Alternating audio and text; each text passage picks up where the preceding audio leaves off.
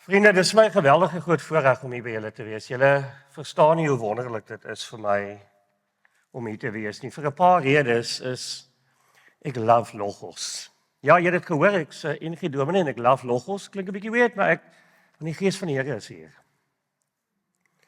Ek het vir Christo Botes goed geken. Hy het 'n week van gebed aangebied by my. Jesus, ek het notas geneem as hy preek. Ek en Gerard Barnard het saam evangelisasie gedoen op die strate van Bellville.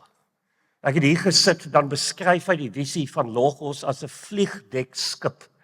Wonder of julle dit ken in die sendelinge land met hulle vliegtuie. Pieter Tooi is nou baie nederig vanaand, maar hy is eintlik my mentor. En julle gaan hoor dat baie van die goed wat ek vir julle leer is eintlik Piet se goed. En die rede hoekom dit so is, julle, is omdat ons eintlik werk met die woord van die Here. En die woord van die Here is ongelooflik konsekwent. So die woord van die Here staan vas. Marinda Nagel, ek en sy het saam bedien op 'n stadium. Ek het 'n kursus aangebied, Lukas 10 transformasie, evangelisasie, en hulle het die kindermateriaal ontwikkel. Ek het iemand gedoop daar. So is my voorreg om hier by julle te wees. Ek wil vra dat ons saam bid weer en dan gaan ons begin.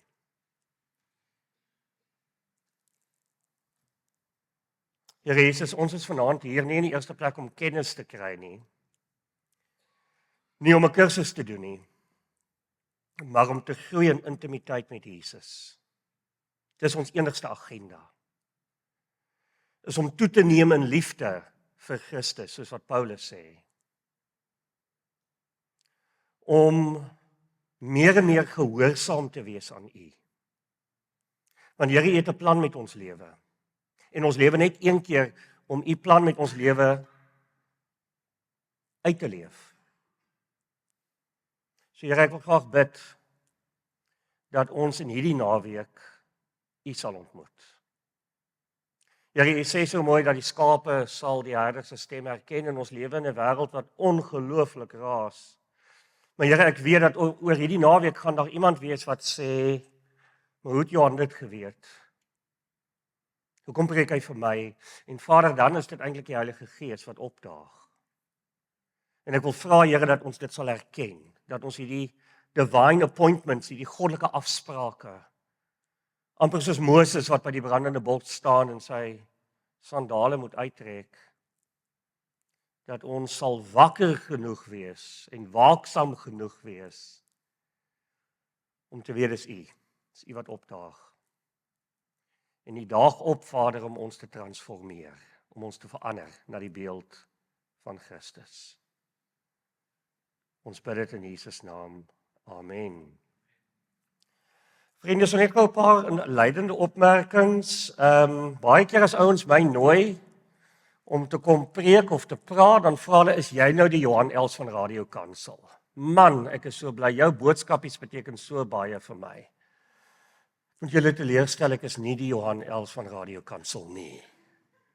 Hy is nie eers 'n oom van my nie. Hy het 'n wonderlike bediening, hy sing glo fantasties, maar dis nie ek nie. Dan vra hulle vir my, maar is jy nie dalk Ernie Els se broer nie? Nee? Ek is nie Ernie Els se broer nie, ek is regtig jammer. Die naaste wat ek ooit gekom het aan roem is, my eerste gemeente was in Sewende Laan gewees. Toe kon ek altyd sê, ek is Johan Els van Sewende Laan, maar dit is nie so lekker gewerk nie. Die rede hoekom hierdie kursus op my hart is, vriende, en ek wil begin met 2 stories. Persoonlik 'n bedieningsstorie en 'n persoonlike storie.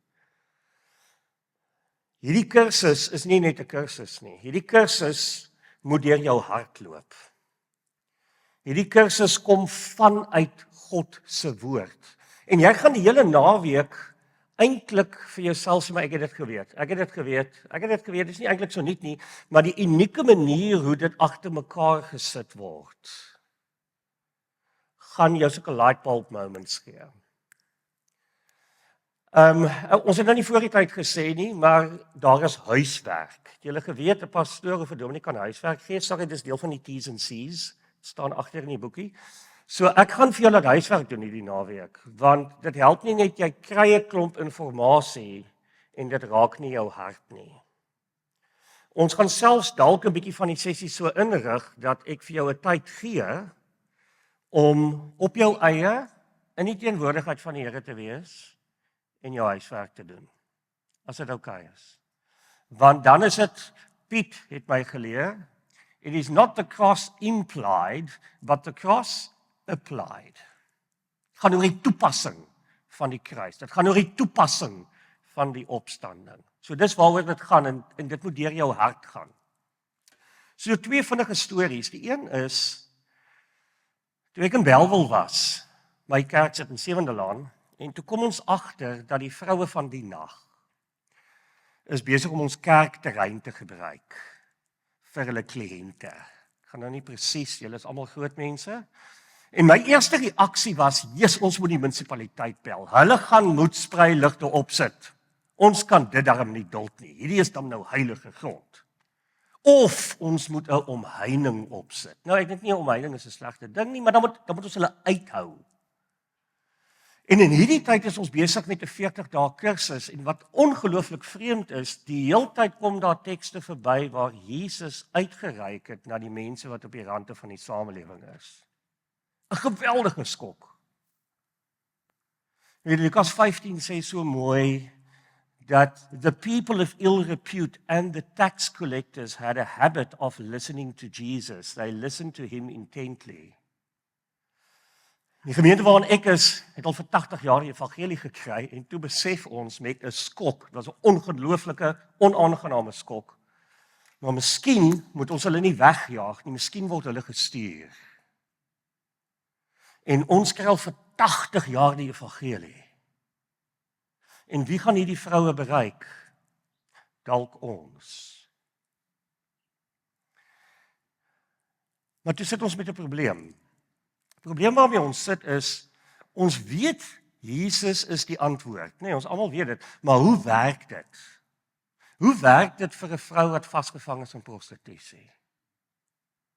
Gee vir my die stappe van die evangelie wat haar gaan help om te herstel. Want vriende, en ek weet julle doen ook, maar ek glo nogals in opstanding. Ek glo nogals dat daar lewe na die dood was. Ek glo nogals dat ons nuut gemaak en oorgemaak kan word. Efesiërs 1:18 sê so mooi, mag julle geestesoë verhelder, sodat julle sal raak sien dat dieselfde krag wat Jesus Christus uit die dood uit opgewek het, ook die krag is wat in die werk is in julle lewens. So ons het gewonder, hoe gaan ons hierdie vroue bereik?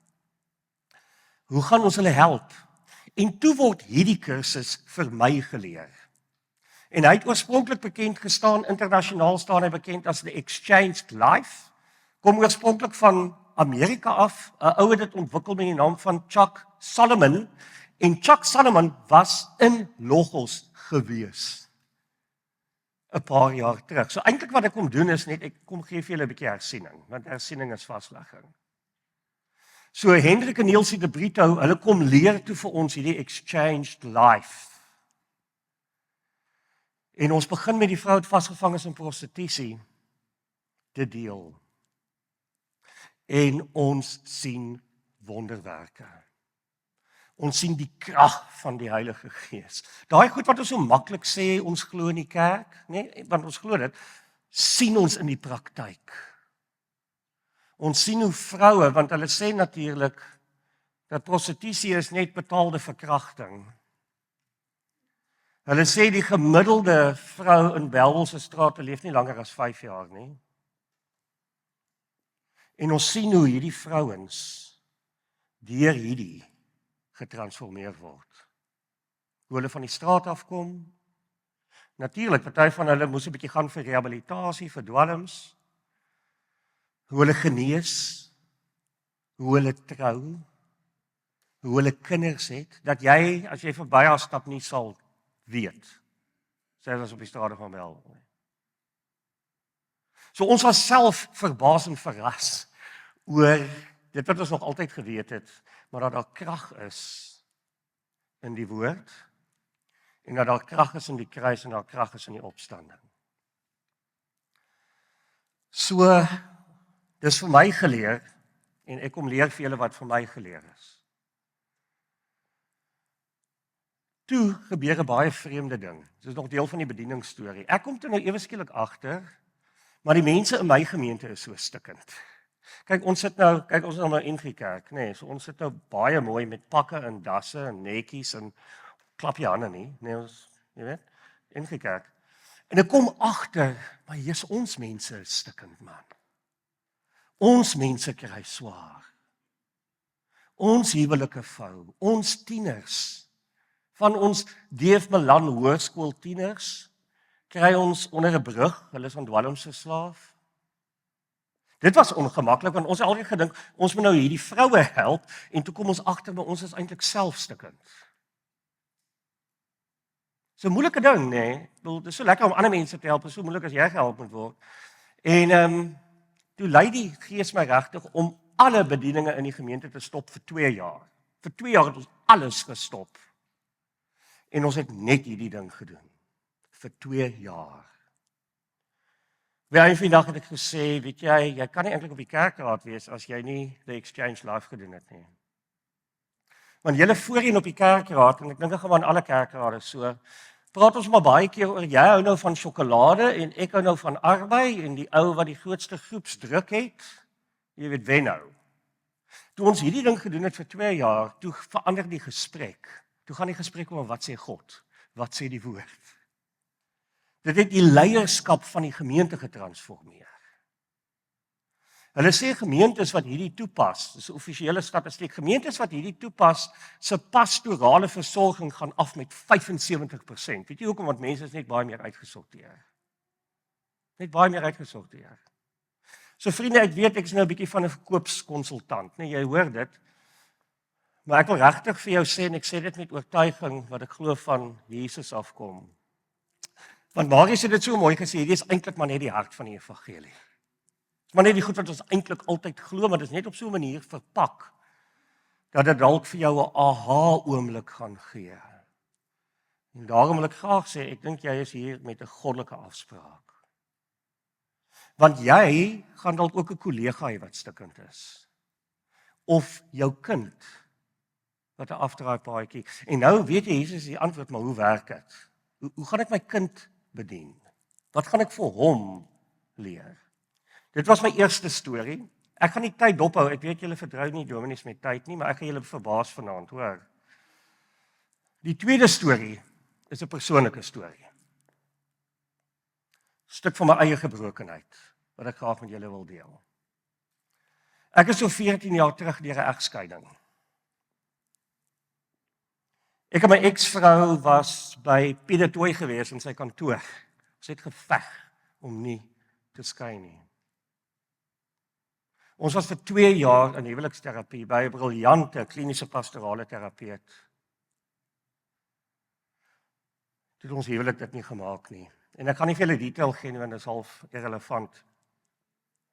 Maar dan as jy nou as 'n predikant as jou huwelik vou, dan moet jy nou gaan vir 'n ondersoek. En dis fantasties, want weet jy, dominees kan nie maak wat hulle wil nie, né? Want ons is geestelike leiers. Maar natuurlik wat er nou by gebeur is, ek was in die Bellville gemeente en toe skuif ek nou na Durbanville Bergsig toe. En die egskeiding vind plaas tussen die twee gemeentes. So verkieslik skuif oor een gemeente, nie twee nie. Maar dis sommer net hoe dit gebeur het. So toe sit daar nou dominees van die Bellville ring en van die Durbanville ring en hulle moet ondersoek instel om agter te kom wat het hier gebeur. En ek het die voorreg gehad om die ou wat ons pastoraat gedoen het, wat ons gehelp het vir 2 jaar, hy is ook 'n predikant en ek kon hom invat as 'n getuie en daar's 'n ondersoek gedoen om te bepaal moet ek geskort word. Want dominees kan nie maak wat hulle wil nie, dit maak ons nou sin. Deur die genade van die Here is ek toe nou nie geskort nie.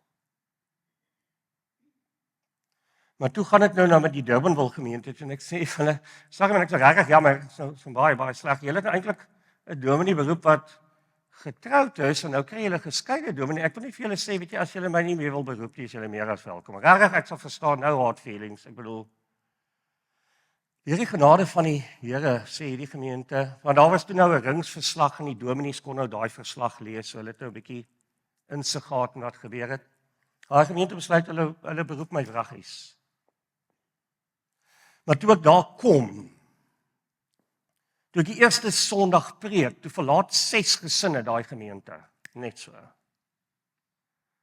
En ek neem dit nie kwaadlik nie, ek wil regtig. Ek bedoel, dit is 'n fantastiese ding as jy 'n nuwe dominee, almal is so opgewonde. En dan die eerste ding wat jy hoor, o nee, hy's toevallig geskei. En hierdie 6 gesinne sê, maar wat kan hierdie dominee ons ooit leer van die Bybel? Ek moet seriously weer gaan hom glo. Want ons het nie vir almal gesê presies hoekom ons geskei is nie. Ouens het ook vir my gesê, wat kan jy vir ons leer? Ek bedoel, gaan jy huweliksterapie doen? Seriously, gaan jy huweliksterapie doen? En ek sit met 'n massiewe krisis, persoonlike krisis. En ek wonder toe maar Johan, weet jy was nou 14 jaar in bediening, you had a good run.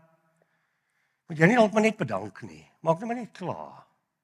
Jy het 'n bekom gehad en kon karre verkoop. En ek sal nooit vergeet nie, sorry, ek wil nie die storie uitreik nie, maar ek wil graag vir julle oortuig dat hierdie goed wat ons hierdie naweek bespreek, het my lewe verander.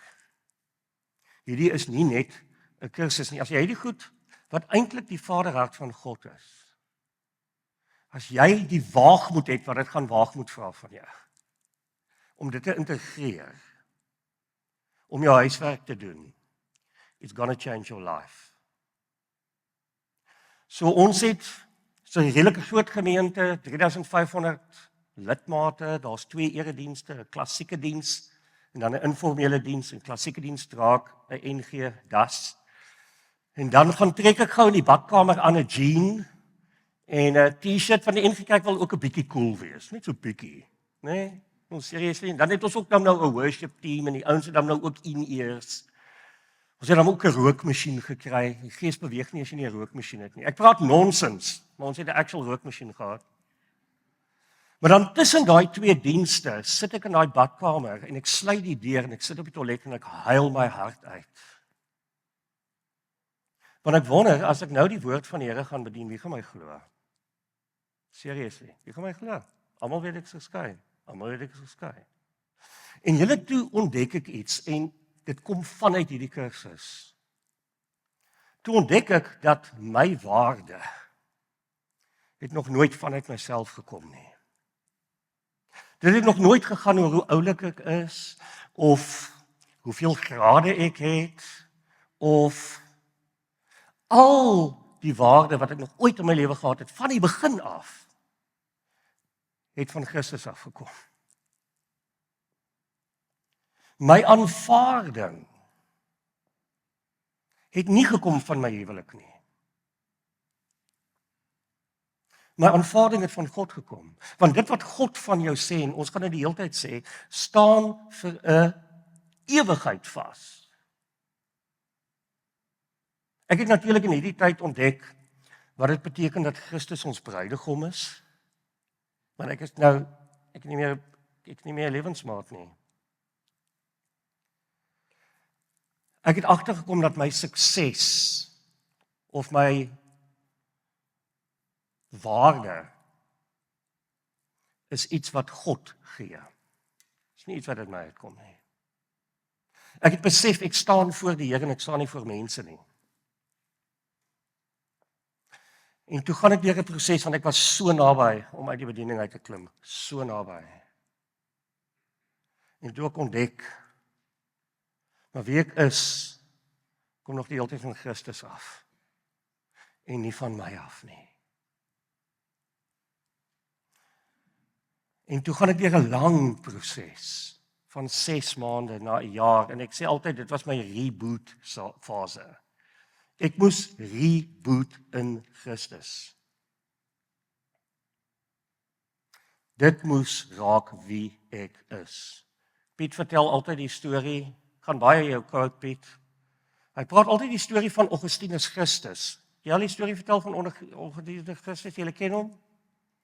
Kan jy vinnig die storie vertel, as jy hom nie gehoor het nie? Augustinus was 'n wilde ou geweest, kerkvader, wilde ou. En hy het maar 'n losserige lewetjie gelei, Augustinus, né? En hy het maar ook gekuier by die vroutjies van die nag. En sy maat vir hom gebid, Monica was haar naam vir 33 jaar. 33. As jy bid vir jou kind, moenie op hom met bid nie. Kan ek net dit sê? Just don't quit, man. Monica bid 33 jaar vir Augustinus. Hy kom radikaal tot bekering. Hy word een van die belangrikste kerkvaders. Hy kom terug in die dorp waar hy groot geword het. Een van die vroutjies van die nag herken hom. Sê vir hom, "Jy weet, Augustinus, dis ek." Maar hy ignoreer, hy stap net aan. Sy sê nee, hy gaan nie so maklik wegkom. Sy hardloop agter hom aan. "Jy weet, Augustinus, dis ek." Hy staan toe nou maar stil en hy sê vir haar, "Nee, ek weet wie jy is, maar dis nie meer ek nie. My naam is nou Augustinus Christus." En dit beteken sy identiteit, sy van het verander. Vriende, ek weet dit was 'n lang inleiding, maar ek wil graag vir julle sê, toe ek die oproep kry om hierdie aan te bied, toe ek geweet hier is lewe in dit. En my gebed vir jou is dat jy dit ook sal weet en sal beleef en sal ervaar en dat dit jou hart sal tref. Vriende, so, kom ons begin by hoofstuk 1. Ons is op bladsy 6.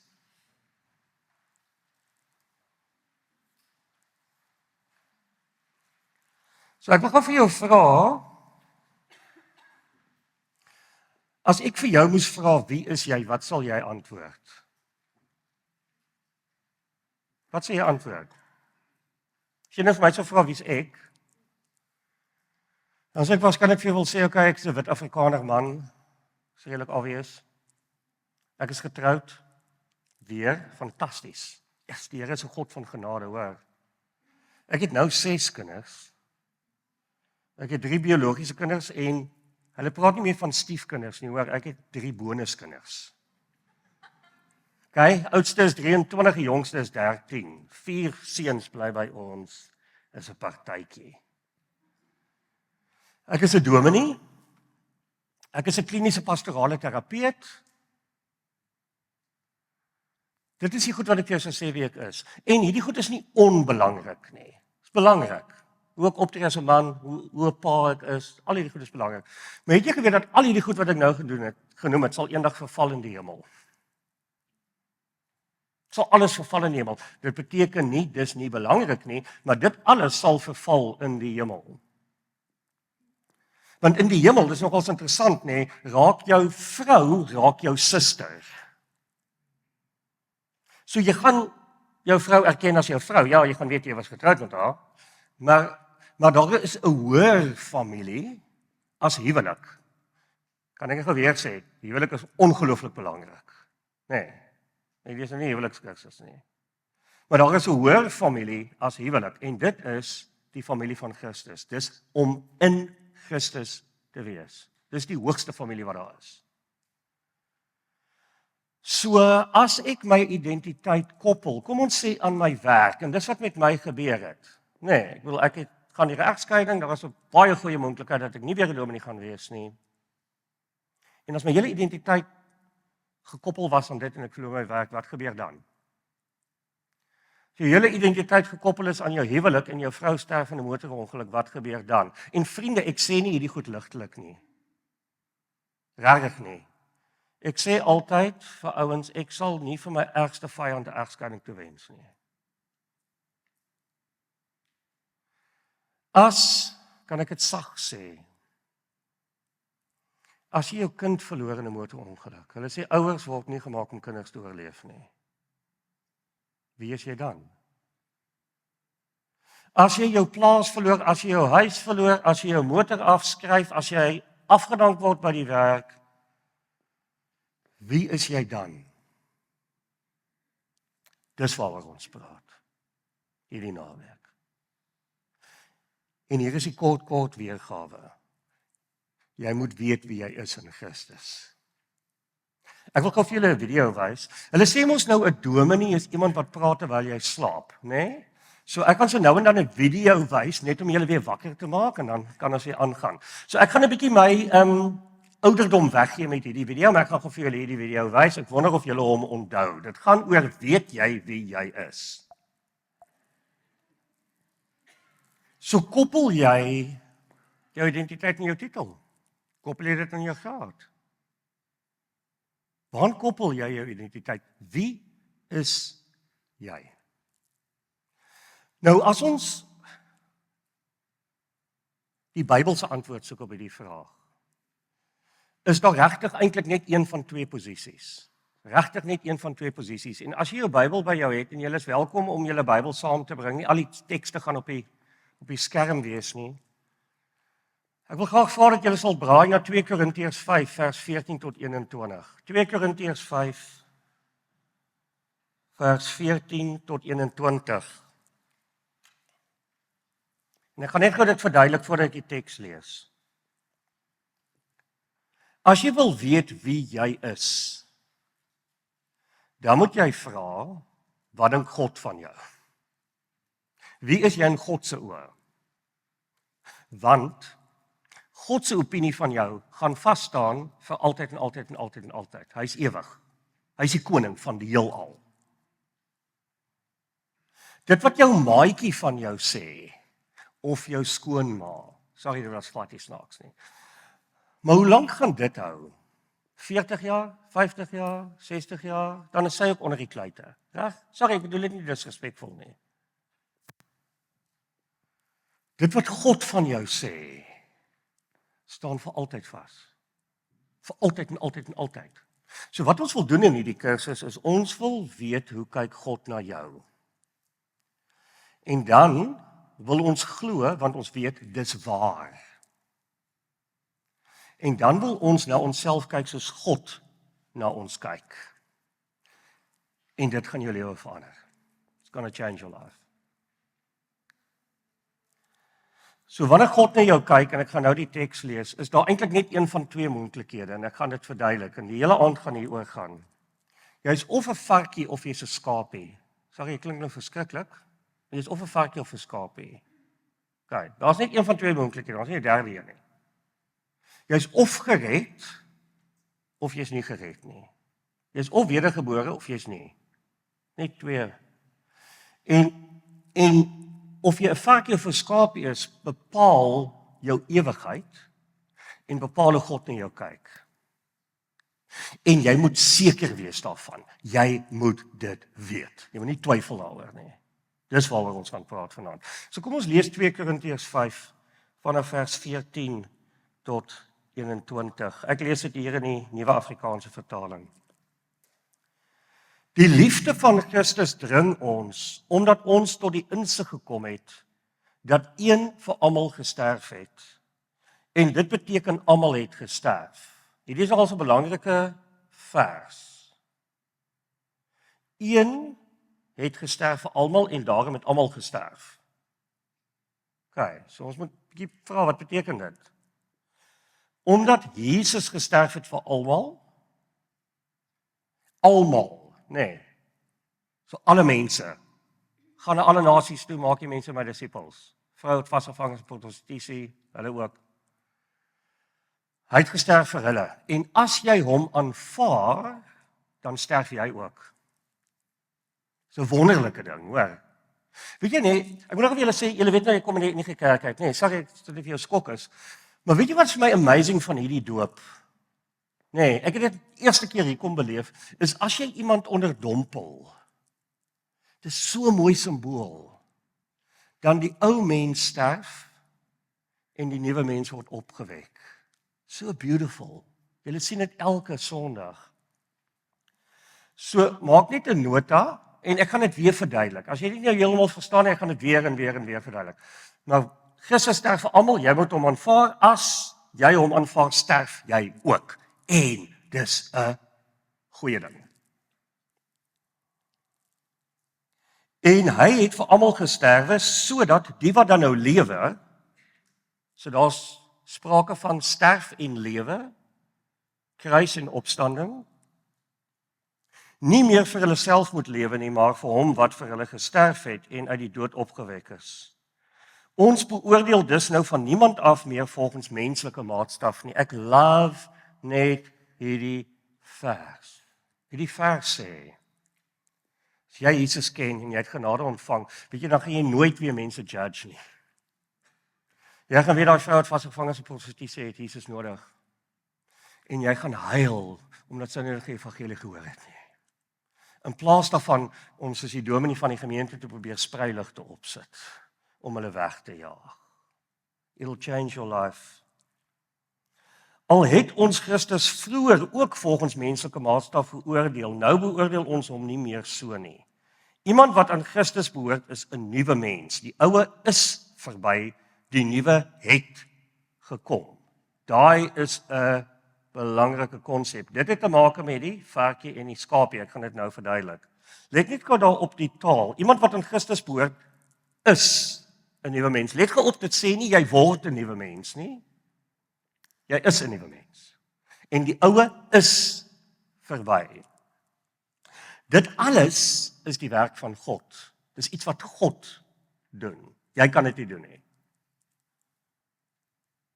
Hy het ons deur Christus met homself versoen en aan ons die bediening van die versoening toevertrou. Dit beteken, hy het ons versoen en nou, hier is die triek. As hy jou versoen, dan stuur hy jou met dieselfde boodskap na ander mense. Dan is jy 'n disipelmaker. Die boodskap van die versoening bestaan daarin dat God deur Christus die wêreld met homself versoen het en die mense hulle oortredings nie meer toerekening nie. Die boodskap van versoening het hy aan ons toevertrou. Ons tree dus nou op as gesandte van Christus. 'n tweede keer word dit gesê, maar dan raak jy 'n disipelmaker van ander mense.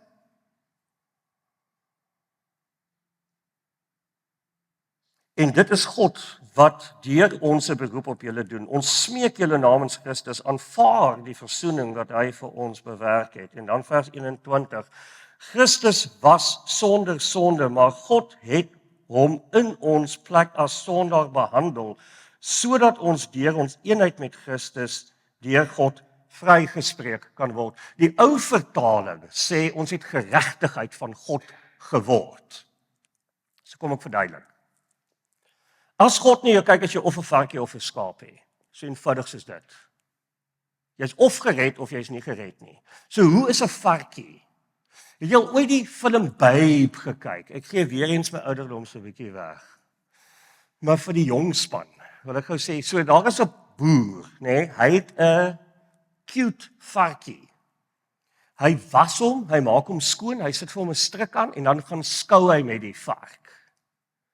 Die pragtigste fluffy pink dingetjie wat jy in jou lewe gesien het. Dan wen Babe hierdie prys. Dan vat hy die varkie terug plaas toe, sit hom in die huis, dan los hy per ongeluk die agterdeur oop. En wat dink jy gebeur met die varkie? Hierdie pragtige pink fluffy skoon varkie, wat gebeur met hom? Hy hardloop na die. Hierdie is die gedeelte waar jy terugpraat. Ja? Hy hardloop na die modder toe. Dis presies wat 2 Petrus 2:22 sê, actually. Sê dat 'n vark hardloop altyd terug na die modder toe. Hoekom doen hy dit? Want die eenvoudige antwoord is, dis sy natuur. Dis sy natuur. Die vark weet nie dat die modder 'n probleem is nie. Hy weet nie dis 'n probleem nie. Glad nie. Onbewus. Love die modder. So die varkie is 'n toonbeeld van iemand wat nie gered is nie. Hoe raak jy 'n varkie? Jy word so gebore.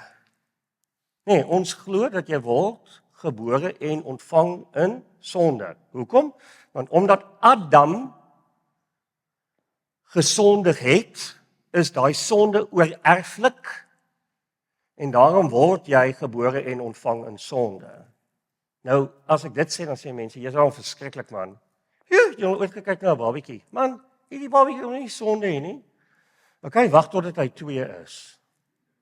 Jy al ooit 'n 2-jarige in jou huis gehad? Eerste ding wat hulle sê is myne. Myne. En die tweede ding wat hulle sê is ek sal.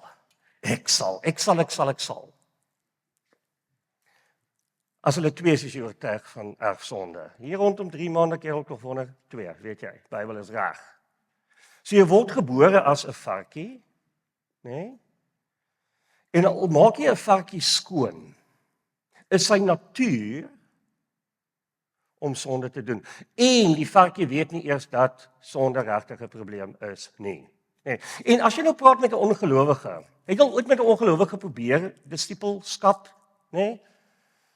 En dan vra jy vir 'n ongelowige, doen jy sonde? Daar's actually so 'n evangelisasiestrategie, bietjie konfronterend. Maar dan vra jy vir 'n ou, jy lees hom die 10 gebooie, dan vra jy, het jy al ooit van hierdie 10 gedoen, né? Dis nie so mallige evangelisasiestrategie nie, ek dink daar's dalk ander. En as die ou op straat vir jou sê nie, hy het gelieg, dan sê jy van, okay, jy gaan hel toe. Sy, lekker. Okay. En dan gaan die ou op straat vir jou sê, man, maar ek vertel net 'n wit leentjie. Dis nie so erg nie. Chillax, jy is seker 'n kerkmens. So sondaar mense weet baie keer nie dat sonde 'n probleem is nie. I just don't know. Of hulle dink ek kan dit regmaak. Gee my net genoeg tyd. Okay, maar die probleem is, weet julle, ek wil dit gou verduidelik. Ek het 'n passie vir moslim evangelisasie. Ek het dit by my pa geërf en ek en Gerard het nogals daai koneksie ook gehad. Moslems glo dat jy moet met jou regtervoet in die moskee instap. Nee. Nie met jou linkervoet nie, regs. Don't know why, maar dis die reël. Maar as jy nou per ongeluk met jou linkervoet in die moskee instap, nee, dan kan jy net uitstap en dan stap jy met die regtervoet in en dan het jy die linkervoet ongedaan gemaak. Dis wat moslems glo. Nee, okay. So nou praat ek met 'n moslim oor sonde, want hulle dink ook, man, sonde is erg, nie so taaf nie, jy kan dit regmaak. You can fix it. Nee. Dan sê ek altyd vir hulle, imagine gou jy het 7 eiers. Jy het 7 eiers, jy wil 'n omelet maak. Een van die eiers is af. Net een. 6 goeie eiers, een is af. Jy meng die vrot eier in. Jy maak 'n omelet. Kan jy daai omelet eet? Ja? Nee? Nee, maar dis dan net een eiertjie, man. Regtig sê, die 6 is fantasties. Kom ons fokus op die 6. Kom ons fokus nie op die een nie. Werk dit so? Sien? God is heilig. En vir jou om in die hemel te kom, om aanvaarbaar te wees vir God, moet jy heilig wees. En as jy een sonde gedoen het, net een. Nou 'n varkie, en dis alles in julle notas, dit is op daai bladsy. 'n Varkie ervaar dan baie keer God as 'n regter. Nou God is 'n regter, maar hy is ook 'n vader. So ongelowiges baie keer dink God is soos 'n polisieman. Wat hy eintlik doen is hy watch jou. En hy watch jou om jou te nail. So nou is jy bang vir God. Nou God is 'n regter, hy gaan oordeel, daar's 'n oordeelsdag. Alles is waar. Maar 'n varkie weet net van die regter. Hy dink God is kwaai. God bederf jou pret. Nee. So het julle al gehoor, ons praat ook so, nee. Ons sê mos hierdie koek is so lekker, dit moet sonde wees. Nee, so ons baie keer dink alle lekker goed is eintlik sonde en nou moet ek 'n Christen wees en dis natuurlik 'n leuen van Satan, nê. Wat sonde doen is dit breek jou stikkend. En die rede hoekom God sê moenie sonde doen nie, is nie omdat jy jou pret wil bederf nie. Sonde is destruktief. Die rede hoekom ek vir my kind sê moenie voor die kar en hardloop nie. Moenie sy pret bederf nie. Kar kan hom tref. Okay. Daar was so 'n liedjie gewees, ek gee nou weer eens my ouderdom weg, moet regtig ophou. Maar daar was so 'n liedjie gewees in die 80er jare. Wonder of julle hom ken. Die liedjie gaan so: Good girls go to heaven and bad girls go. Come on, iemand ken dit. Good girls go to heaven and bad girls go everywhere. So vraag is wie wil 'n good girl wees? Julle hoor, so ons lewe in 'n wêreld waar ons dink sonde is actually 'n goeie ding. En as jy 'n varkie is en jy ontmoet nie Jesus nie, gaan jy dink jy's eintlik so erg nie, jy kan dit nog fix. Ek maak 'n mistakie. Die Bybel sê 7 eiers en as daar een is en ons weet dit eintlik. OK. So, wat moet gebeur? Vers 21 het dit gesê. Galasiërs 5:21 sê: Hy wat sonder sonde was, die perfekte lam. Julle almal is in die kerk, so ek gaan nie die hele teologie verduidelik nie, hierdie is Sondagskool 101. Maar hy wat sonder sonde was, het sonde vir ons geword. So hy het letterlik jou sonde in hom ingeneem. Hy het gesterf as Johan Els aan die kruis. Sodat ons, sê die vers, in ons eenheid met hom, so wat is eenheid met hom? Wanneer ons in Christus is, wanneer jy hom aanvaar, kan word, dis wie jy is, geregtigheid van God. Kyk, so ons kan nie ons eie sonde fix nie.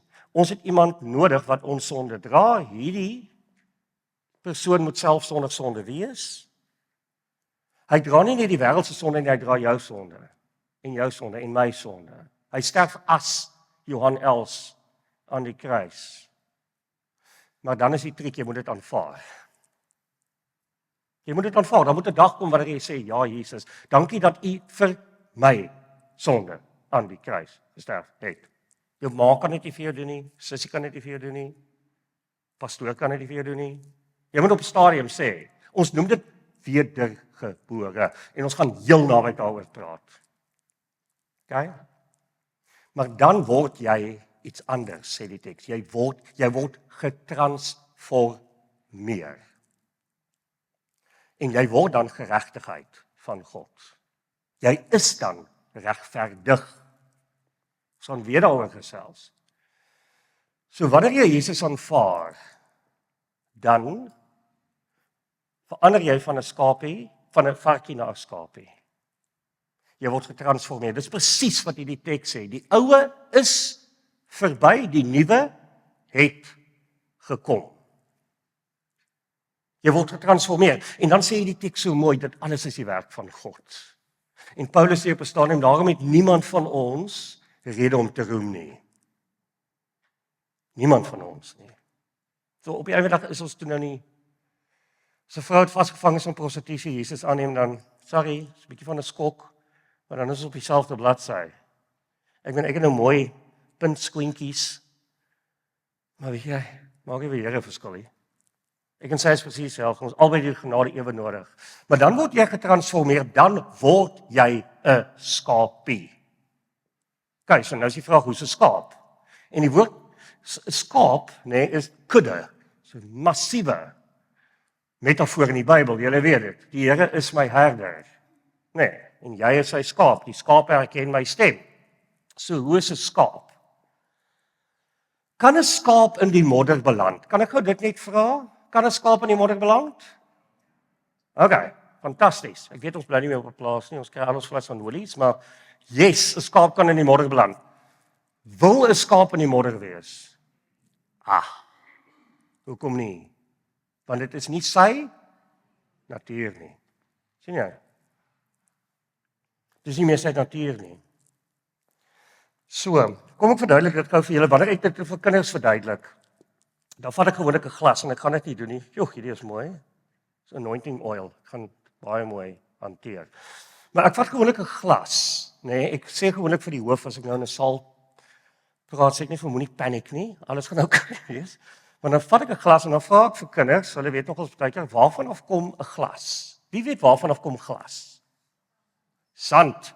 Well done. So as jy sand warm maak, nee, dan word dit glas. Nee? Kyk. Dan wys ek vir hulle die glas, dan sit ek die glas in 'n kussingsloop. En dan slaan ek daai glas stikkend teen die verhoog van die skoolsaal. Kyk, dis waar die hoof gewoonlik 'n angsaanval kry. Maar ek het hom nie ou gewaarsku en sy verhoog is nog oukei. Maar dan vat ek 'n skinkbord en dan gooi ek daai glas uit op die skinkbord. Nou is daai glas fyn. Maar raai wat? Daai glas raak nooit weer sand nie. Weet jy hoekom? Want die natuur is verander. As jy dit verstaan, verstaan jy dit. Dis crucial om dit te weet. So, net gou vinnig recap. Ek hou die tyd op. As God na jou kyk, as jy of 'n varkie of 'n skaap het, dis belangrik om te weet hoe God jou sien. Want, kan ek vir jou sê, as jy dit nie weet nie, gaan Satan jou ry op hom. Sorry gou, en ek wil vir julle sê, ek fokus nie baie op die duiwel nie. Regtig nie, ek glo in bevrydingsbediening, maar yes, Jesus is baie meer interessant. Maar weet jy net, dat as Jesus jou sonde vergewe, dan is dit soos 'n kontrak wat opgeskeur word. Dis regtig verby. Psalm 103 sê, it's a beautiful psalm. Ek het een keer gehoor 'n dominee preek oor, ek het gedink, sy varkies verloor. Sorry, ek kan nie daai grapie maak nie, maar hierdie dominee se tema van sy preek was, kan God vergeet? En ek gedink, oom, regtig, kan God vergeet? Ek dink hierdie oom, weet nie of hy mee moet preek nie. En toe preek hy op Psalm 103, en weet jy wat sê hierdie oom toe? God kan vergeet, weet jy wat vergeet God? God vergeet jou sonde. God vergeet jou sonde. Psalm 103 sê, so ver soos was die ooste van die weste af is, so ver verwyder hy jou sondes van jou af. Dan staan daar, hy dink nooit weer daaraan nie. Hy behandel jou nie volgens jou ongeregtighede nie. Is dit nie beautiful nie? God vergeet jou sonde. Hy hanteer jou nie meer. Jy's natuurlik, jou sonde het dalk nou nog gevolge, né? Ek wil as jy nou geld gesteel het, jy dalk nog 'n tydjie in die tronk sit, maar God vergeet dit. Yes, ons lewe nie in so 'n wêreld nie. In ons wêreld het ons mos maar swart boekies. Nee, ons skryf nou op, ek sal vergewe, maar ek gaan nie vergeet nie. Dis hoe die wêreld werk. Maar hier is die triek, nee. Satan maak 'n fotokopie van jou sonde. Hy maak 'n fotokopie net voordat Christus dit vergewe. En dan kom druk hy daai fotokopie in jou gesig. En dan sê hy, het jy al ooit so 'n oomblik gehad? Yes, man, jy staan in worship. Dis natuurlik wat amazing is van Logos, nee, as jy worship. Jy staan diep in worship en dan voel jy daar's 'n disconnect. Kan net nie in dit inkom nie, man. En dan kom jy agter maar ja, jy het die hond geskop. Jy was lelik met jou kind. En dan voel jy onmiddellik aangekla. Jy voel aangekla. En dan dink jy, wat is jou volgende gedagte? Jesus, ek is fake. Jesus, ek is fake. Ek weet nie, moet ek nie maar regtig? Weet jy of ek kan worship nie? Miskien is ek nie regtig 'n kind van God nie. Miskien is ek nie so spesiaal nie. Miskien is ek gaan ek hemel toe. Ek het die hond geskop. Sorry, jy maak nou 'n grap. Het dit al ooit met jou in worship gebeur? Erken jy dit? Weet jy wat is dit? Dis 'n fotokopie van Satan. Dis presies wat dit is. So jy moet weet of jy 'n varkie of 'n skaapie is. En jy moet weet dat as glas kan stikkend raak.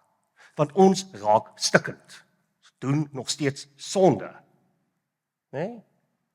Maar selfs al raak jy stikkend, is jy nog steeds glas. Selfs al raak jy stikkend, is jy nog steeds kind van God. Is jy nog steeds 'n skaapie.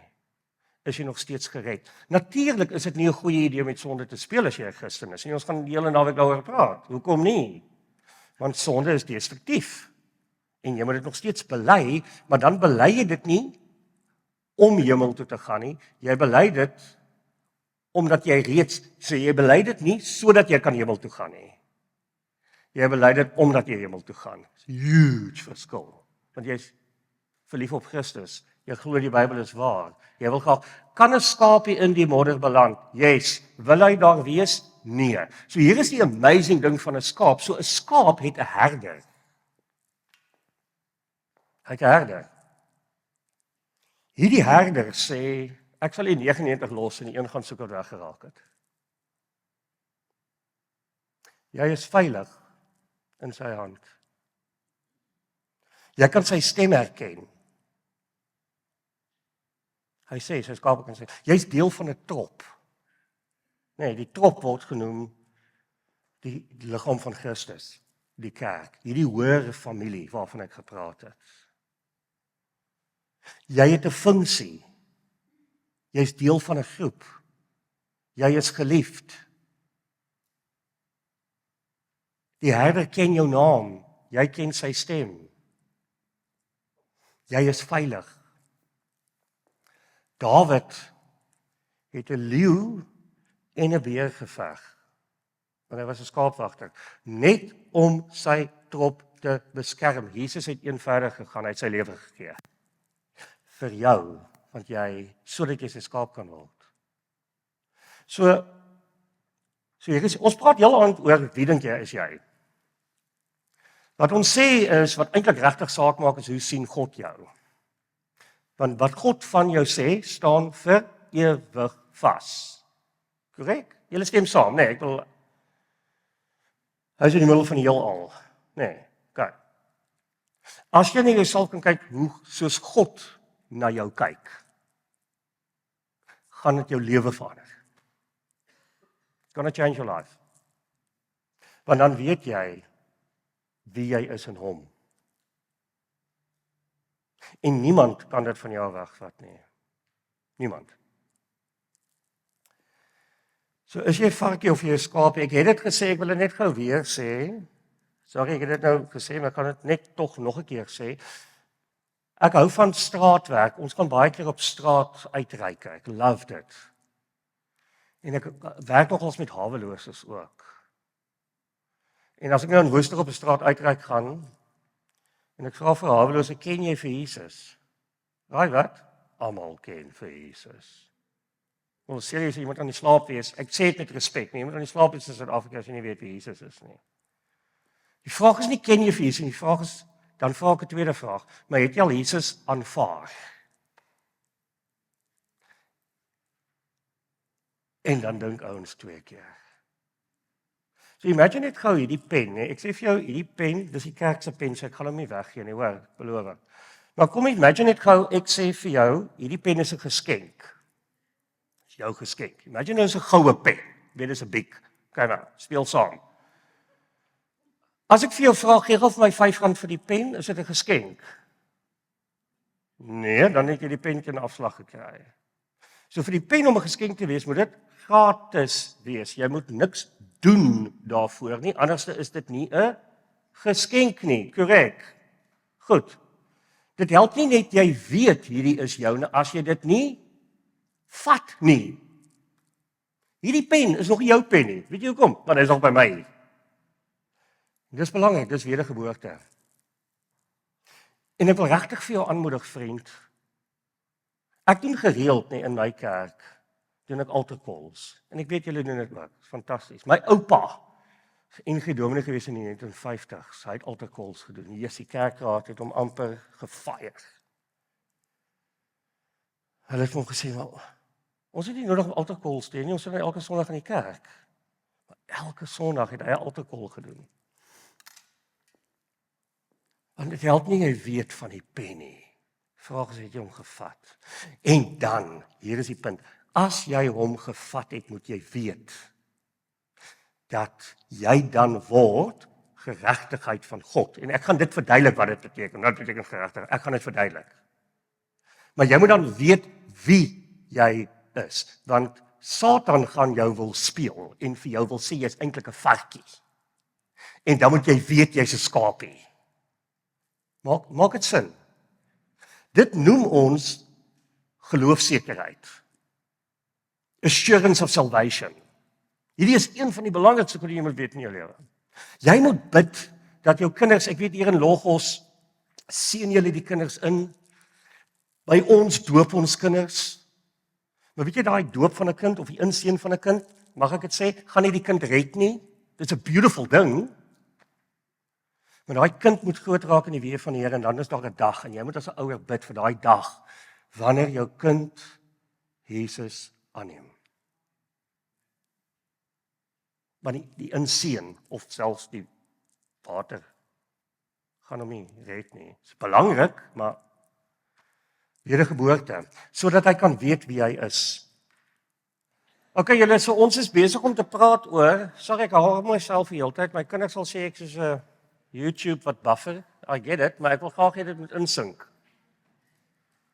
graag hê jy moet insink. Ek wil my gebed dat die Heilige Gees jou sal transformeer. Dis my gebed. Jy moet weet hoe God na jou kyk. Hoekom? Want dit wat God van jou sê staan vir altyd vas. OK. So wanneer God na jou kyk, is jy of 'n varkie of 'n skaapie. Jy's of verlore of jy's nie verlore nie. As jy gered is en dis die werk van God, jy het die pen gevat, jy's gewederbaar. Ons gaan later weer daarna toe terugkom. Dan is jy 'n skaapie. Jy moet weet wie jy is. Weet julle, ek wil gou vir julle net 'n storie vertel. So, julle weet nou ek werk met vroue wat vasgevang is in prostitusie. So ek een keer na 'n straat uitreik, nee, Jesus laat en ek het nou nog nie geëet nie, ek en my vrou het nog nie geëet nie en ek besluit om deur 'n McDonald's drive-thru te gaan. Jy moet my nie judge nie, asseblief. Ek het hard gewerk. En weet jy, ek sien daar is 'n vrou wat vasgevang is in prostitusie. Ek het haar al 'n paar keer gesien. En ek besluit ek gaan vir haar 'n hamburger koop. Net.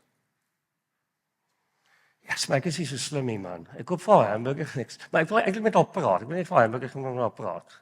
Want ek het 'n passie vir die vrou. Ja, sy is nie so slim nie. Ek sê toe vir haar man, ek het 'n hamburger vir jou, wil jy nie in my kar klim nie?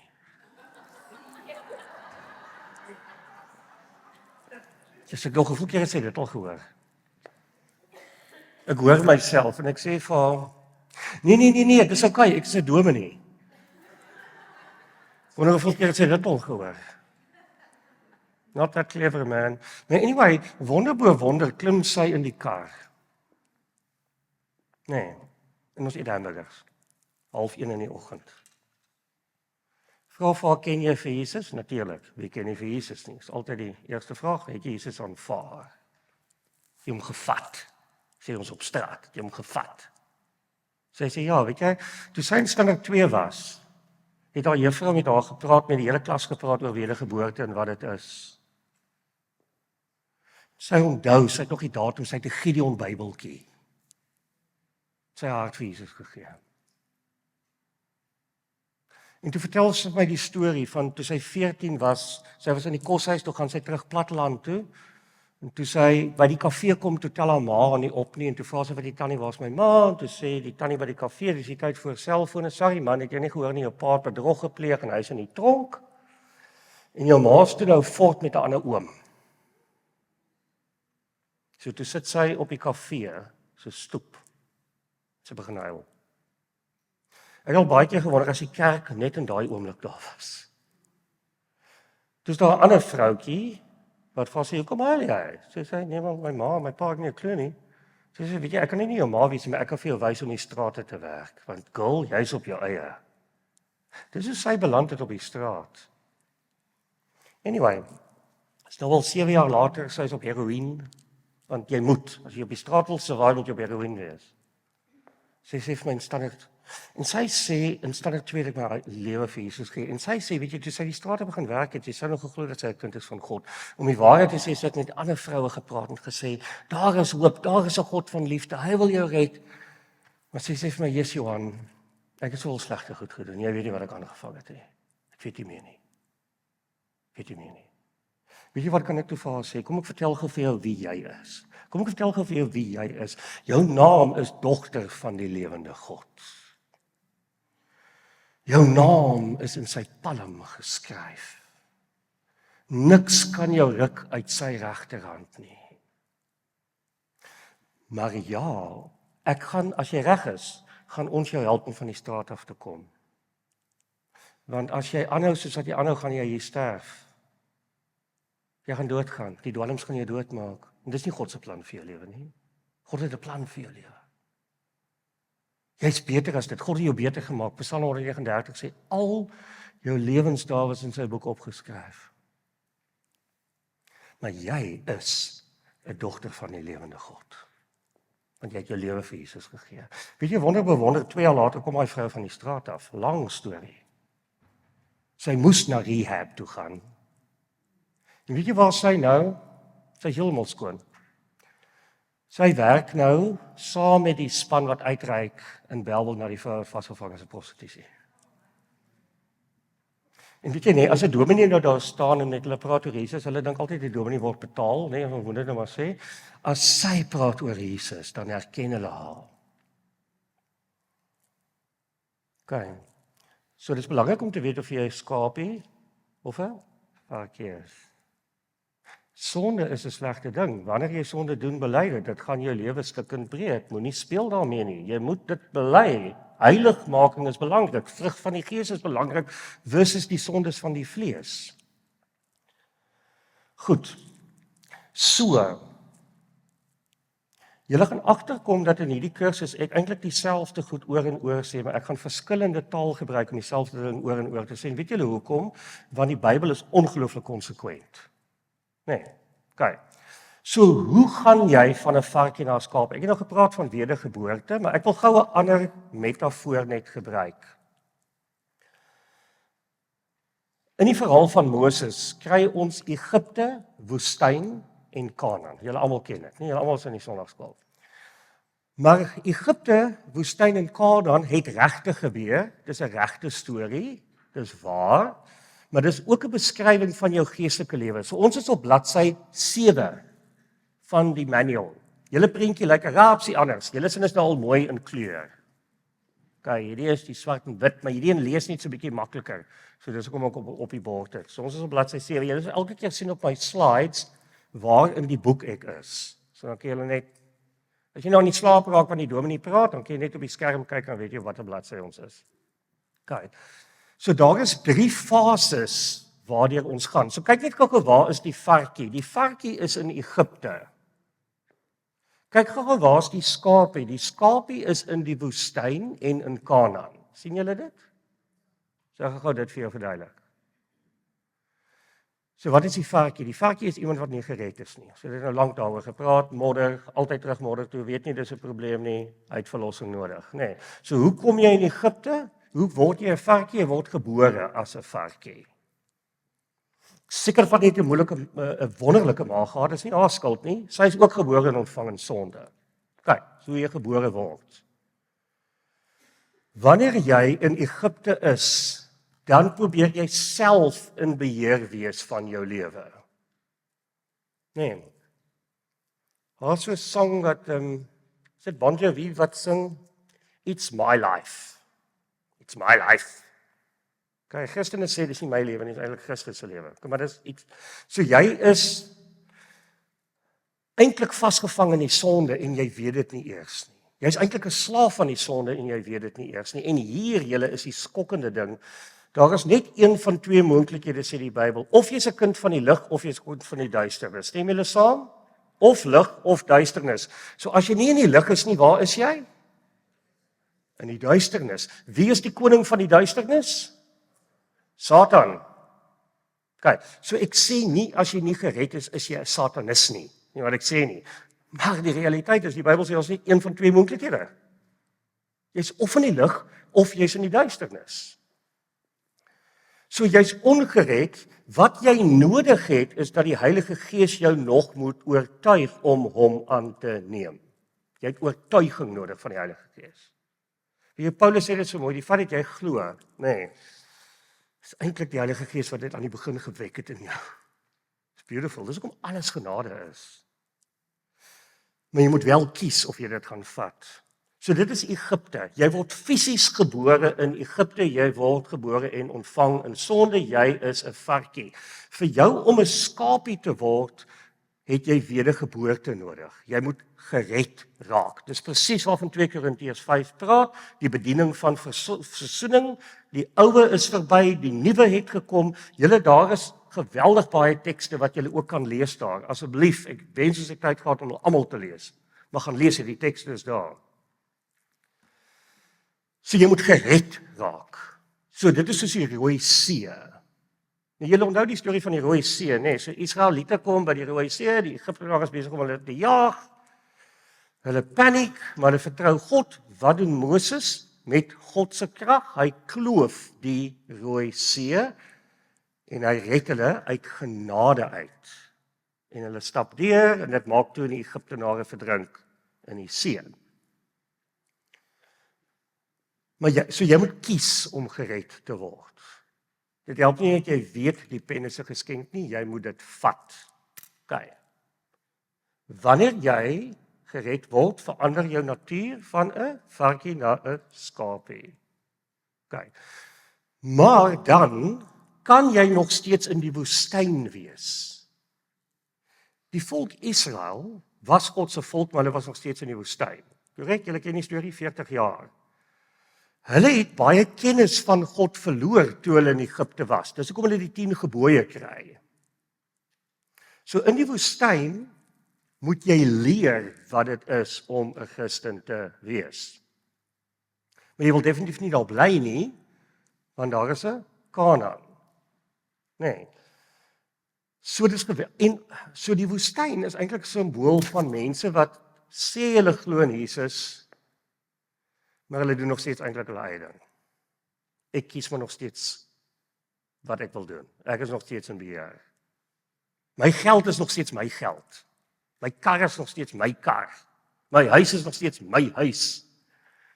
Ons het daai vroutjie, julle moet nie, ja, dis nou al 20 jaar later, so die kerkraad kan seker nou maar weet, maar in daai tyd het ons nie 'n huis gehad vir vrou wat vasgevang is in prostitusie nie, en ons het daai vrou in ons huis ingevat, in die pastorie.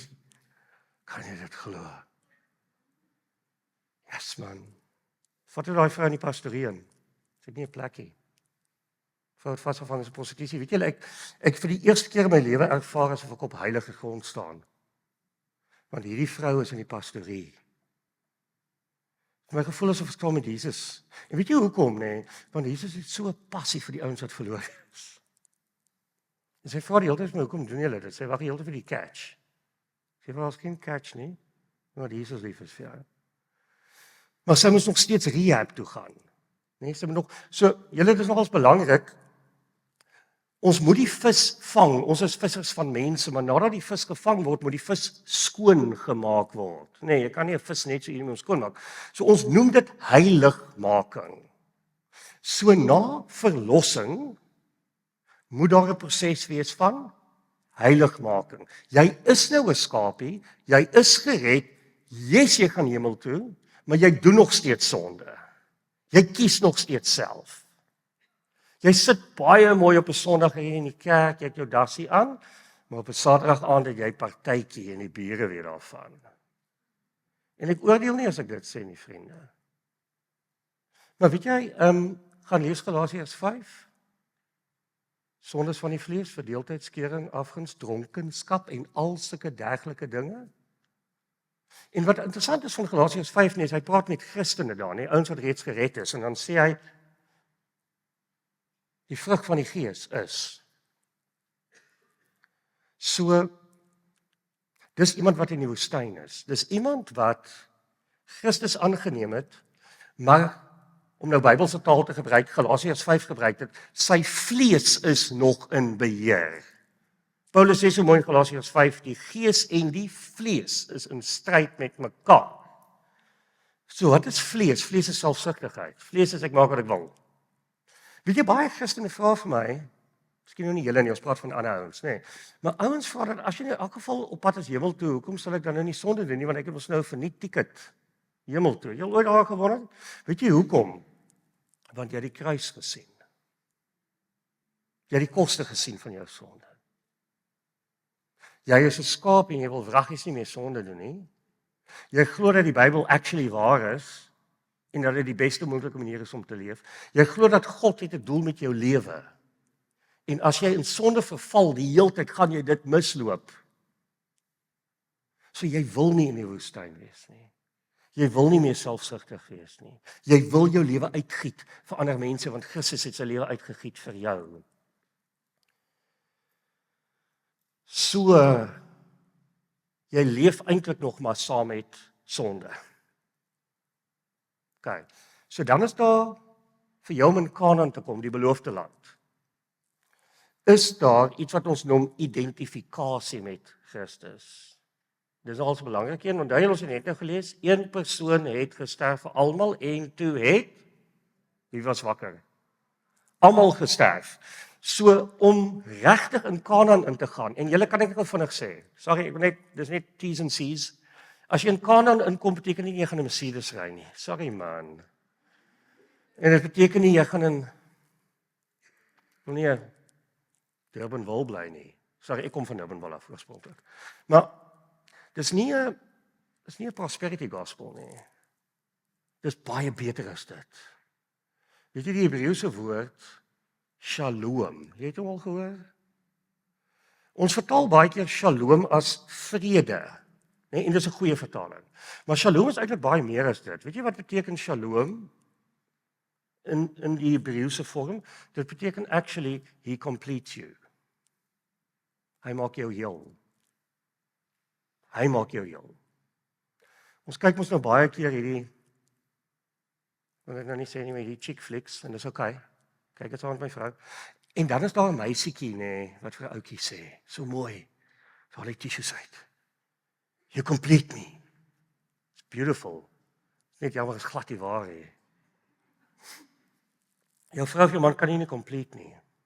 Regtig nie. Weet julle, dis wanneer huwelik uit mekaar uitval, dis wanneer man en vrou mekaar probeer complete. Een het gesê, it's 2 fleas and no dog. Nee? 2 fleas and no dog. Dis baie hartseer.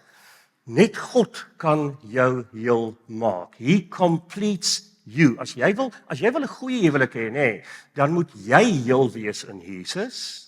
En jou man moet heel wees in Jesus, en dis genade, jy moet dit ontvang, maar jy moet dit wil hê, moet dit kies, jy kan sê nee, en as jy sê nee, dan bly jy in die woestyn.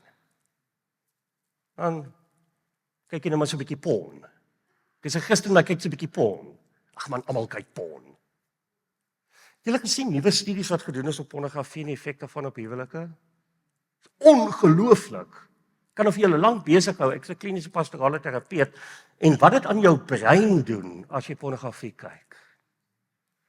Julle en ek skel nie, maar ons manne sê mos nou, ek kan kyk wat op die menu is, solank ek by die huis eet.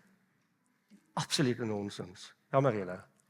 Jesus het gesê, al het jy met jou gedagtes na 'n vrou gekyk. So die Here wil vir jou 'n wonderlike huwelik gee met jou vrou.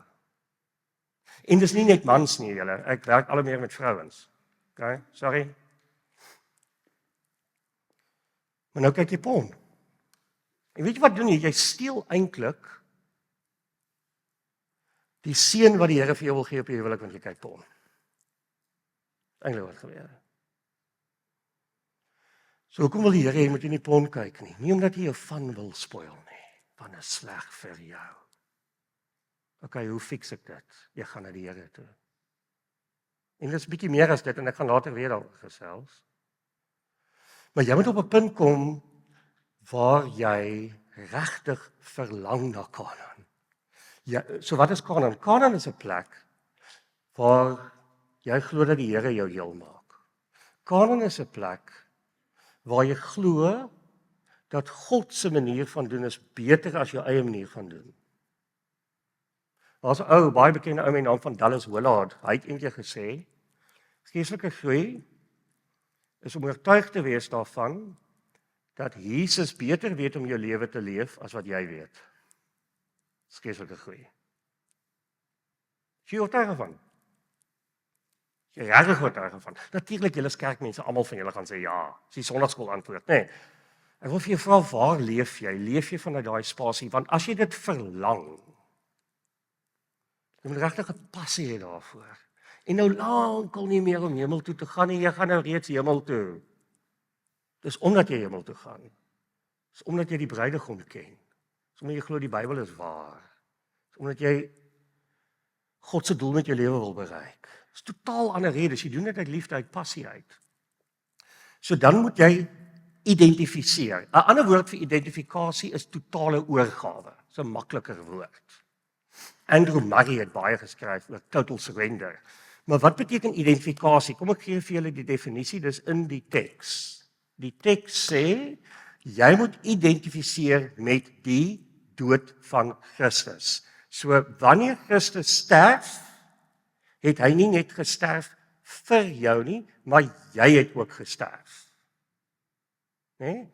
The cross not implied, but applied. So jy sterf ook. Waarvan sterf jy? Jy sterf van jou ou natuur. en jy glo dit.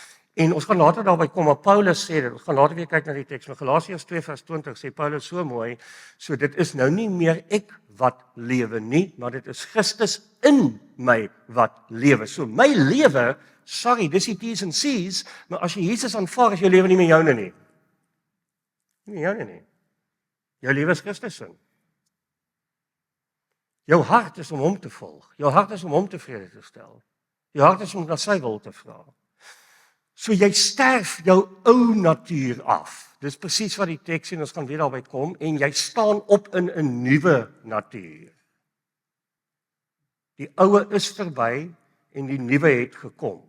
Jy word letterlik 'n nuwe mens en ons gaan weer daarby uitkom. Ons gaan weer daarna kyk. Ons gaan weer dit baie mooi verduidelik. So jy identifiseer met die sterwe van Christus, want Paulus sê ek wil nie meer lewe nie. En hy's nie suicidal nie. Want hy sê die lewe wat ek nou lewe is die lewe van Christus in my. Dis vir my belangriker. Ek streef daarna. En dan ervaar jy die opstandingskrag van Christus in jou lewe. So dan as jy nou mooi gaan lees daar by Kanaan en julle daar is ook verduidelikings, nê. As julle nou 'n bietjie verder gaan kyk, bladsy 8, as julle gaan kyk bladsy 9, bladsy 10, julle kan regtig dit gaan lees. Alles wat ek julle verduidelik het, staan daar baie mooi uitgeskryf. Nee. So wat in Kanaan gebeur is jy is van die self onteien. Dit klink nou verskriklike woordtaal, dit beteken net gaan nie meer oor my, net gaan oor hom. Ek besluit nie meer nie, hy besluit. En nie omdat jy moet nie, maar omdat jy wil. Huge verskil. Jy wil graag hê die Heilige Gees moet jou beheer.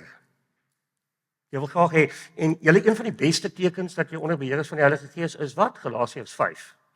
Vrug van die Gees. Het jy barmhartigheid, het jy sagmoedigheid, het jy selfbeheersing.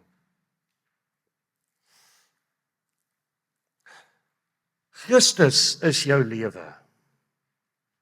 Paulus sê so mooi, Filippense, vir my om te lewe is, en om te sterf is, presies dit. OK. Hier is 'n waarskuwing. Sorry, Kanaan moet eintlik 'n warning label op hê. So kom ek gee dit gou vir jou. Die warning label is, as jy beheer word deur die Heilige Gees, en jy neem God se wil ernstig op, en jy streef na hom, dan raak jy natuurlik aangeval deur Satan. Nee, want jy raak dan actually gevaarlik vir hom. Solank jy lou is, gaan hy nie veel met jou staan nie, seriously. Maar sodra jy in Kanaan is, nee, gaan hy jou wil aanval. Want nou gaan jy met ander mense praat oor Jesus. Mense gaan die vrug in jou lewe sien, en die vrug in jou lewe gaan eintlik, kan ek gou vinnig net sê, nie eintlik oor jou nie. Matteus 5 praat so mooi, dat ons doen die goeie werke van God om die Vader in die hemel te verheerlik. So wanneer jy ons die vrug in jou sien, is sodat mense Jesus in jou raak sien, maar nou raak jy seriously gevaarlik, en nou word jy aangeval. Nou die goeie nuus is, Satan is reeds oorwin. So jy moet weet, dis 'n rookskerm, dis 'n photocopy, it's not real. Ek sê nie, dis nie sleg nie, maar hy is reeds oorwin, tande is getrek. OK, nou hier is die belangrike punt julle. Ons beweeg in ons lewe, OK, laat ek dit gou verduidelik. Ek het gesê die eerste een is die Rooi See. Onthou julle dit, jy gaan deur die Rooi See, hy is gekloof Moses. By die Jordaan is die tweede rivier waardeur hulle moes gaan. Nee, hulle moes deur die Rooi See gaan, toe moes hulle deur die Jordaan gaan. By die Rooi See het Moses dit gekloof voordat hulle deur beweeg het. By die Jordaan moes wat gebeur voordat dit gekloof is? Bietjie iets anders. Wie weet? Eerste keer is die Rooi See gekloof en hulle kon deurstap. Tweede keer met die Jordaan moes die leiers, die gelowiges, eers hulle voet in die water sit voordat dit geskei is. Jy moet kies. Hebreërs 11 vers 1 sê ons nou so mooi, presies dit, nee, geloof is om oortuig te wees van dit wat ons nie sien nie, maar om seker te wees van die hoop. OK, so die Jordaan vat 'n keuse van jou. Jy moet kies om geestelik te wil groei. Jy moet kies om in Kanaan te wees. Nee. Paulus sê op 'n stadium, jy moet jou eie heil uitwerk. Jy kry die heil, dis gratis en verniet. Maar vir jou om geestelik te groei, moet jy dit uitwerk. Jy moet dit wil hê. Jy moet onder die beheer van die Heilige Gees wil kom. So, in ons lewe as Christene, en dis nogals belangrik om dit te beweeg ons baie keer tussen Kanaan en die woestyn. Nee, is mos nou so. So daar's tye wanneer jy regtig toegewyd is, en jy is lief vir die Here, en jy sien die vrug in jou lewe, en jy's dankbaar, en jy het genade, en dan op een of ander rede, vir een of ander simpel rede, vat jy 'n afdraaipaadjie. En jy verval in sonde. Nee, maar hier is 'n belangrike punt. Jy verloor nie jou verlossing nie, jy bly 'n skaapie. Get it? Kyk hoe mooi, jy het mos nou die kleur weergawe. Kyk hoe mooi daar, waar sit die skapie? Die skapie sit in die woestyn en in Kanaan.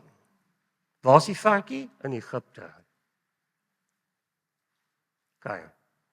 So die doel, die plan vir God se lewe vir jou is om in Kanaan te lewe, om 'n oorwinningslewe te leef.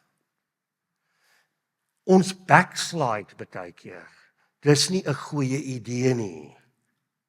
Dis regtig nie 'n goeie idee nie. Hoekom nie? Want sonde is destruktief. As jy afdraaipaadjie vat, gaan jy God se plan vir jou lewe mis.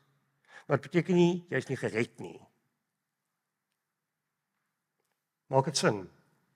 OK. So jy wil dan weer jou sonde bely. Jy wil weer teruggaan na die Here toe. Jy wil weer sê, Here, vul my met die Heilige Gees. Geef my die krag van die Heilige Gees. Ek bely my sonde. Ek wil graag U volg, want ek weet Kanaan is die beste. Onder beheer van die Heilige Gees is die beste. Maak dit sin? So dis hoekom jy moet weet, dis die tema van die aand. Is jy 'n varkie of 'n skapie? En jy moet weet, hoe kyk God na jou? Okay. Die amazing ding julle, ek sien ons nog 20 minute, ek gaan nou bitter amper by die huiswerk kom. Ek wil gou vir julle 'n storie vertel. Net gou om die punt baie duidelik te maak. So imagine net gou, ek sê vir my vrou, ek en jy gaan Saterdag 'n breakfast eet. My vrou, ek weet ons het so min tyd saam gehad en hier's 'n nuwe plekkie. Hulle het fantastiese breakfast. Saterdagoggend 10:00 gaan ek en jy breakfast. En dan 'n dag voor die tyd kom 'n pel vir my verby en hy sê, weet jy, hy het gratis kaartjies gekry om op Arabella te gaan golf speel. En Arabella kos R2500. Nou jy maar liewer kan golf speel nie. Daar nie. En ek besluit, ek gaan golf speel. Nee, is nie 'n ware storie nie, moenie bekommerd raak nie. Net 'n storie, fiktief. OK. Nou kom ek terug van die golf af. Nou is ek in die moeilikheid. Nee. Ek stop gou by Woolies.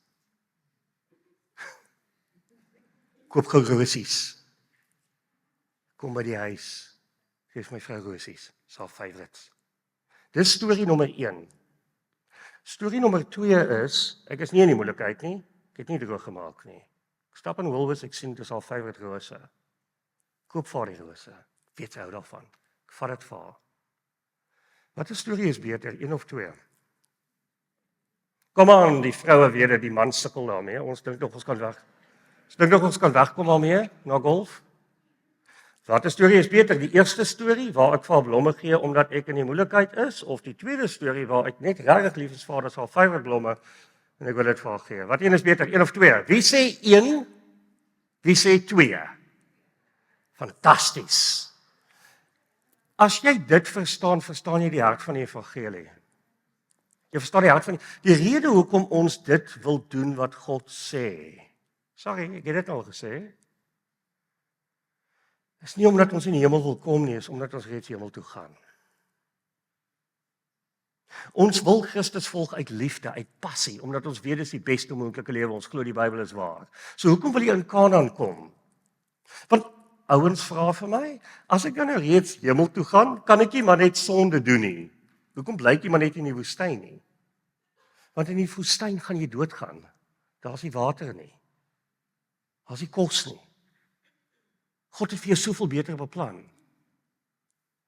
Hy wil graag iemand in Kanaan wees. So jy moet baie mooi verstaan dat die rede hoekom ons Jesus volg is uit liefdeheid. Want hy is die bruidegom. Die Bybel is waar. Ek glo dit is die beste moontlike manier om te leef. En daarom as daar sonde in my lewe is, wil ek dit bely. Nie ek moet dit bely nie omdat God my gaan zat nie. Ek wil. Die Gees praat met my. Ek is oortuig.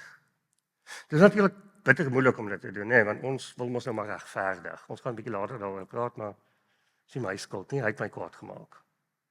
OK. Dis 'n moeilike ding om te sê, ek wil graag u volg. Ek wil graag die Kanaan lewe hê. Ek wil graag hê u moet my heel maak. Ek maak dit sin. Julle hoor, ek klink soos 'n YouTube video wat buffer, nee. OK? Maar ek hoop dit raak julle harte. Vriende, so, amper klaar. So ons lewe dan uiteindelik in twee wêrelde. Hierdie is op bladsy 11 in julle boeke. En ons kom nou by julle huiswerk. Ons lewe in twee wêrelde. Die een wêreld is die wêreld van die werklikheid. Dit wat ons elke dag beleef. Die werklikheid is werklik. Dit gebeur regtig met jou. Dis ervarings wat jy het. OK. Dis goed wat mense vir jou sê. Dis jy wat ingeloop word. Dis jy wat glo jy is die beste. OK. Dis jou werklikheid. Maar buiten die werklikheid is daar 'n waarheid. Die waarheid is wat God van jou sê. Dis al wat eintlik vas staan. Jou werklikheid verander soos die wind. Nee, want ek wil eendag lyk jou bankrekening goed, volgende dag, okay, as jou bankrekening goed lyk, as jy reg, as jou bankrekening afgaan, dan reg, okay. So die werklikheid is wat ons elke dag beleef. Maar die waarheid is wat God van jou sê. Ons is nog steeds terug by die skapie en die varkie en ons moet leer hoe lyk die skapie. Wat beteken dit om deel te wees van 'n kudde en 'n herder te hê? OK. So wat geweldig belangrik is, is ons lewe in die werklikheid. Ons is in die wêreld, maar nie presies dit. OK. So daar's twee realiteite waarin ons leef. Die een is die werklikheid. Sorry, daai tweede een moet 'n 2 wees, maar okay. Die een is hoe ons die wêreld beleef. Dit is my denke, my emosies, my leefwêreld. Hoe jy is, ons gaan later daarby kom, dis jou persoonlikheid. Ons gaan later praat oor siel, gees, liggaam. Maar ongelukkig is dit ook geneig tot misleiding. Okay, want ek raak vinnig kwaad. Okay, ek het baie keer emosies van haat of wat ook al. Okay. Maar dan is daar 'n tweede wêreld en dit is die wêreld van die waarheid. En dis wat God van jou sê. Want dit wat God van jou sê, staan vir altyd vas. Die Bybel is waar. So die waarheid is wie jy is. Die werklikheid is hoe jy is. Ons gaan weer hierna toe terugkom. Maar die waarheid is wat God van jou sê en daarom staan dit vas en dis eintlik jou identiteit. En ons gaan later daarna kyk, dit lê eintlik in jou gees. Nee, want wanneer jy wedergebore word jy gebore vanuit die Heilige Gees en jou gees word gebore. Ek gaan dit weer verduidelik. Goed. So hier is jou huiswerk en dan is ons klaar. Dan gaan ek bid. So. Hier is jou huiswerk. Blaai vir my na bladsy 50 toe gaan in jou boekie.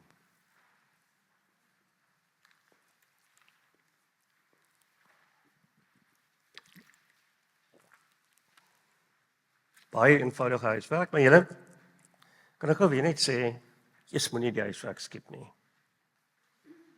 Want dan gee jy sê, Jesus was 'n stunning Christus, maar jy is getransformeer. Ek beloof vir jou, daar gaan 'n dag kom, en miskien is dit hier, dat jy hierdie gaan nodig hê. Waar jy regtig gaan wonder. Groot vraag wat ons deesdae vra, is daar 'n toekoms in die land? Nee, hoeveel ouens is nou, en ek is nie skepties nie, maar hoeveel ouens pak nou hulle tassies van Amerika? As jy kan gaan en die Here roep jou, gaan. Ek oordeel jou nie, maar as jy dink, dis beter daar. As jy nie in Christus is in Amerika of in Suid-Afrika of in Londen of in Oekraïne nie, dan is jy nie in Christus nie. Maak dit sin? Wie is jou toekoms? Is dit die ANC of is dit Christus?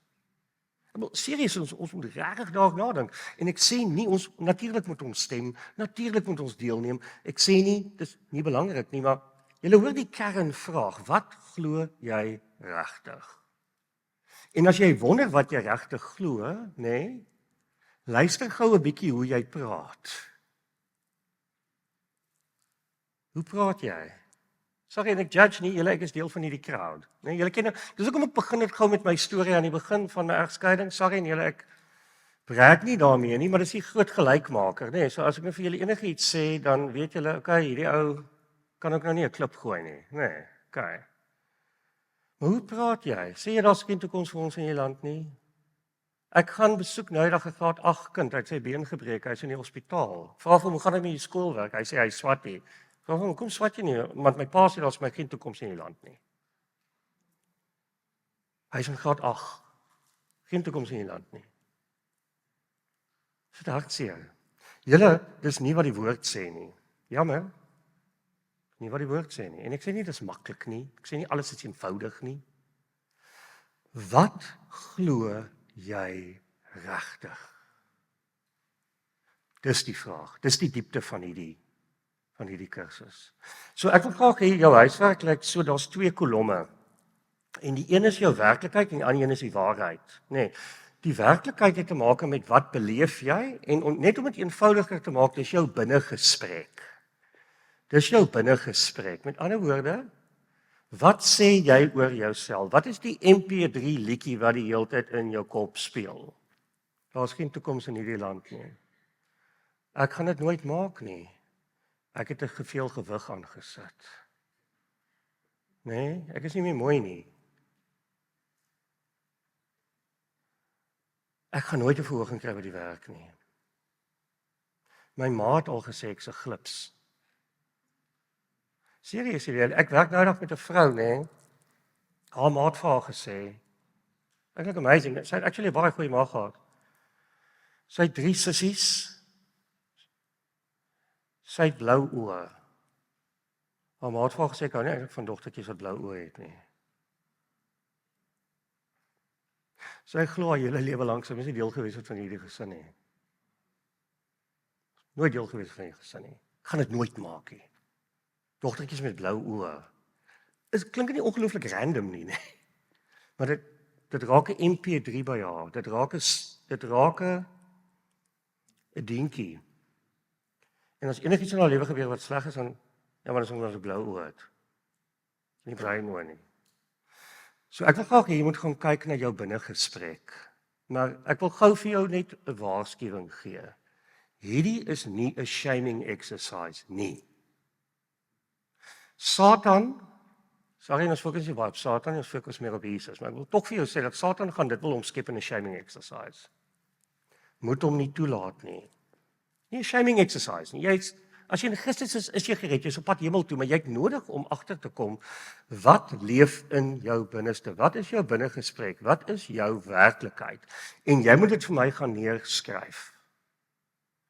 En dan gaan soek jy die ooreenstemmende waarheid in die Bybel. Die ooreenstemmende waarheid. Nou gee my sê, yes, Johan, ek het 'n probleem, ek ken nie die Bybel so goed nie. Okay, Google dit. Nee, seriously, Google dit. Nee, jy kan die YouVersion, ek kan nie 'n woord insit, ek soek vir al die tekste vir daai woord. Ek is geliefd. Ek is aan haar gewewe in die skoot van my moeder. Ek is vergewe. Ek is sy kind. Ek behoort aan hom. Ek kan bid vir my daaglikse brood.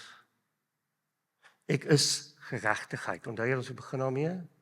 Sodat jy kan wees in jou eenheid, geregtigheid van God. Ek is veilig. Imagine net gou vir 'n oomblik jy leef van net daai space. Imagine net gou jy het regtig geglo wat Psalm 23 sê.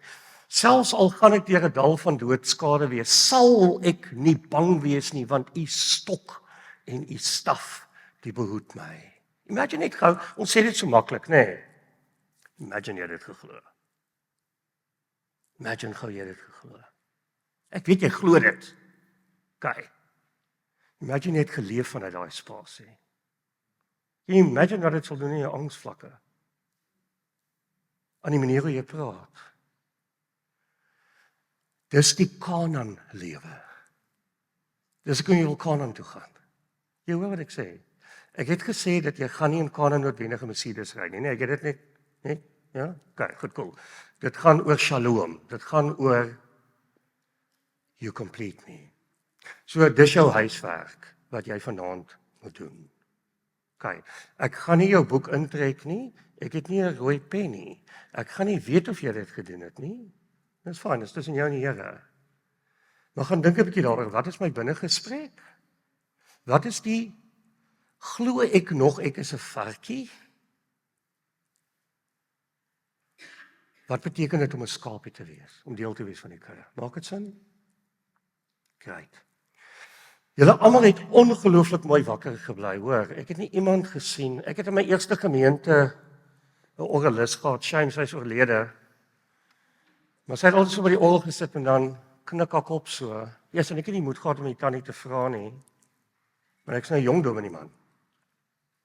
Tannie altyd vir my gesê, maar sy maak my haar oë toe om my beter te hoor. Maar ek het nie vanaand iemand gesien wat my probeer beter hoor het nie. So ek is baie dankbaar. Julle kom ons bid saam. Here Jesus, hierdie goed wat ons vanaand sê is eintlik aan ons bekend. Maar Here, ek glo U gee vanaand vir ons 'n nuwe gewig aan hierdie goed. Sodat ons regtig kan weet wie ons is in Christus. Nie wat my bankbalans sê nie wat my Instagram likes sê nie, maar wat U sê. Here, ons wil graag ons lewe totaal aan U oorgee. Ons wil regtig graag daai sondes wat ons koester en nog aan vashou, wil ons bely en U vra om dit uit ons lewens uit te ruk, want ons is eintlik maar besig om onsself in te doen. Ons bly maar eintlik in die woestyn, daar waar dit droog is. Terwyl U sê, yes, maar ek het die land van melk en honing vir jou, hoekom sê jy nou in die woestyn? So Here, ek wil vra dat hierdie transformerende naweek sal wees. Dat dit niks minder as 'n vars salwing sal wees nie. Maar Here, dat ons dit ook sal kies, want die gaan ons nie dwing nie. In Jesus naam. Amen.